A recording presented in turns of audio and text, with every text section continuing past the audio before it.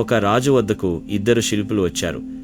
రాజు వారిని తన కుమార్తె ప్రతిమను ఒకే భంగిమలో తయారు చేయమన్నాడు. ఆమె రూపాన్ని 2 శిల్పులు తయారు చేశారు. 2 ప్రతిమలు ఒకే అచ్చులో తయారైనట్టుగా ఒకటిగానే ఉన్నాయి. సహజమైన రంగులతో అవి చాలా వాస్తవం అనిపించేటట్టు కూడా ఉన్నాయి. వాటిని రాజసభలో ఉంచినప్పుడు సభికులంతా విస్మయం చెంది రాజకుమార్తె ప్రత్యక్షంగా నిలబడ్డటే ఉన్నది, చేతిలో పళ్ళ అసలు బంగారంలాగే ఉన్నది, అందులో పళ్ళు నిజమైన పళ్ళలాగే ఉన్నాయి అని తెగమెచ్చుకున్నారు. 2 శిల్పులకు సమంగా బహుమతి వచ్చునని వారు రాజుగారితో అన్నారు. అలా కాదు, ఈ శిల్పాలకు చిన్న పరీక్ష పెడదాం అన్నాడు రాజు. 2 ప్రతిమలను పక్కపక్కనే ఉంచి ఆయన తన పెంపుడు చిలకలలో ఒక దాన్ని విడిచాడు. అది ఒక ప్రతిమ చేతిలో ఉన్న పళ్ళెం మీద వాలి అందులోని పన్నును తినడానికి యత్నించి సాధ్యం కాక ఎగిరిపోయింది. రాజు తన 2వ పెంపుడు చిలుకను వదిలాడు. అది మొదటి చిలుకలాగే చేసింది.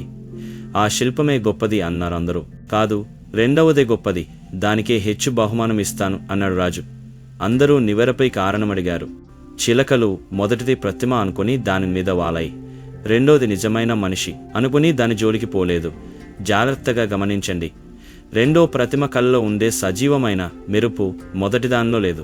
2వది చేసినవాడే గొప్ప శిల్పి అన్నాడు రాజు.